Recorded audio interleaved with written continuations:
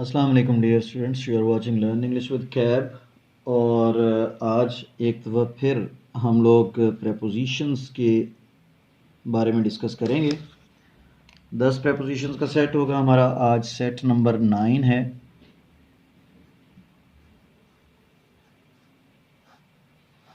और इसका पहला सेंटेंस है हमारे पास, he is anxious. He is anxious at or about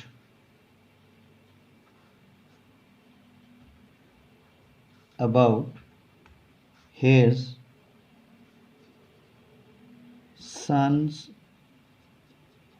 health। अच्छा, एंक्शियस के लिए हम लोग कहते हैं कि एंक्शियस अबाउट होता है जनरली, या समटाइम हम एंक्शियस फॉर भी यूज़ करते हैं, लेकिन एंक्शियस एट नहीं होता, एंक्शियस इन नहीं होता। ठीक है जी। एंक्शियस के लिए एंक्शियस अबाउट है या एंक्शियस फॉर जो है ये यूज़ होता है, एट वगैरह इसके लिए यूज़ नहीं होता। सेंटेंस नंबर 2 है, he is ill.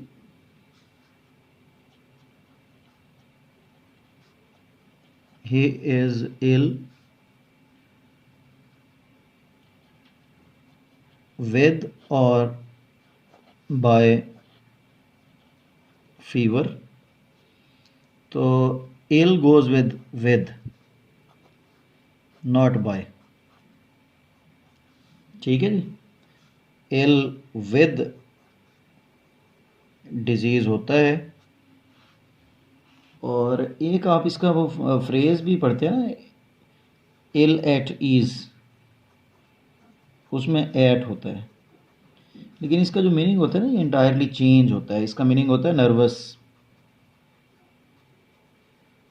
Embarrassed, uncomfortable.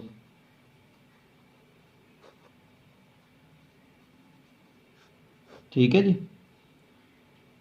और हमारा तीसरा सेंटेंस है आज का, ही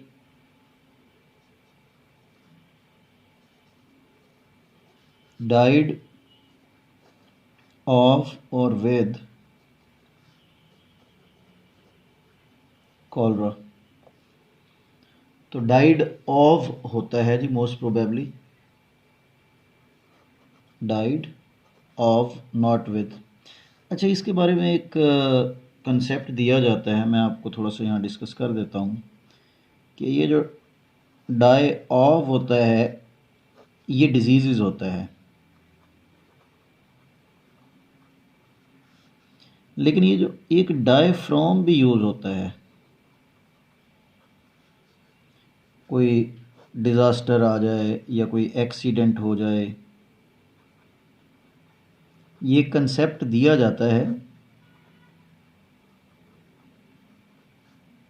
कोई इनडायरेक्ट काज इसको कहा जाता है कि कोई इनडायरेक्ट काज आ जाए।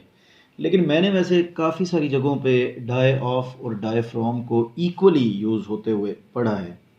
काफ़ी सारी जो आपकी लैंग्वेज की डिक्शनरीज़ हैं या ग्रामर की बुक्स हैं वो कहते हैं कि डाई ऑफ और डाई फ्रॉम जो है वो अल्टरनेटिवली यूज़ हो सकते हैं।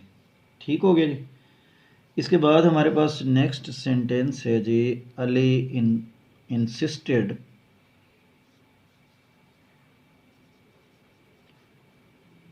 Ali insisted in or on my going there। तो ये इंसिस्ट के साथ ऑन होता है जी, इंसिस्ट के साथ इन नहीं होता, कंसिस्ट इन होता है। आप लोगों को याद हो इसेंशियल एलिमेंट्स के लिए कंसिस्ट इन। ठीक है जी। तो कंसिस्ट ऑन नहीं होगा, सॉरी, कंसिस्ट इन भी हो सकता है और कंसिस्ट ऑन भी हमने कहा था होता है। तो यहाँ पे इंसिस्टेड ऑन होगा, इंसिस्ट के साथ ऑन, इन रॉन्ग हो जाएगा। ठीक है जी, इसको कंफ्यूज नहीं करना आपने कंसिस्ट के साथ। इसके साथ है जी the old woman was shouting,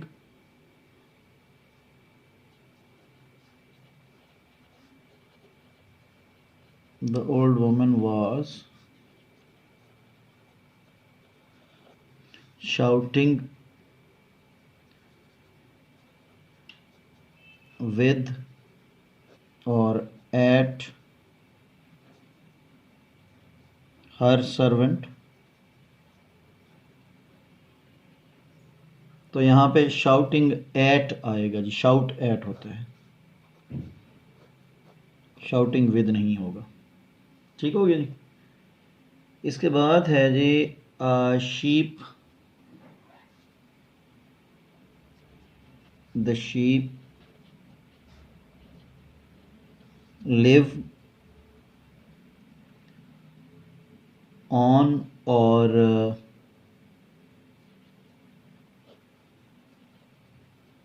with grass.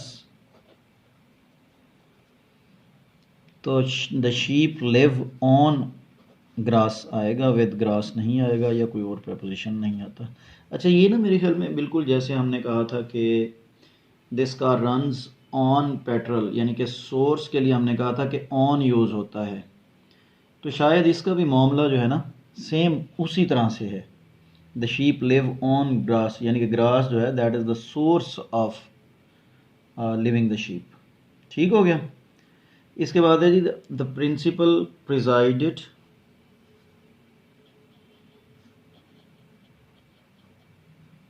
The principal presided of और ओवर द मीटिंग। तो प्रिजाइड के साथ जनाब हम ओवर लगाते हैं, presided over the meeting, not presided of the meeting. The next sentence is I am disappointed। Sentence है जी I am disappointed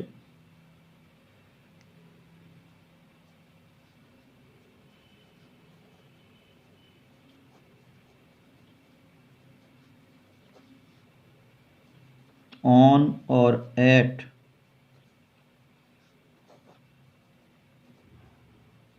his failure। तो डिसअपॉइंटेड एट हिज फेलियर आएगा जी, ऑन नहीं आएगा। अच्छा, एक सेंटेंस बड़ा कॉमन इसका यूज होता है, उसको भी यहाँ पे ऐड करें। आई एम डिसअपॉइंटेड एट और इन यू। तो I am disappointed in you होता है जी, अब एट नहीं आएगा। यानी कि डिसअपॉइंट को आप दो तरह से यूज़ करते हैं। एक तो आप ये कहते हैं कि डिसअपॉइंटेड इन यू और डिसअपॉइंटेड एट, यानी कि इसका मतलब ये है कि डिसअपॉइंटेड एट समथिंग होगा। बल्कि मैंने काफ़ी सारी जगहों पे देखा है कि डिसअपॉइंटेड एट भी होता है, डिसअपॉइंटेड विद भी होता है थिंग्स, इवन कि डिसअपॉइंटेड अबाउट भी होता है। ठीक है जी, लेकिन डिसअपॉइंटेड इन पर्सन होता है।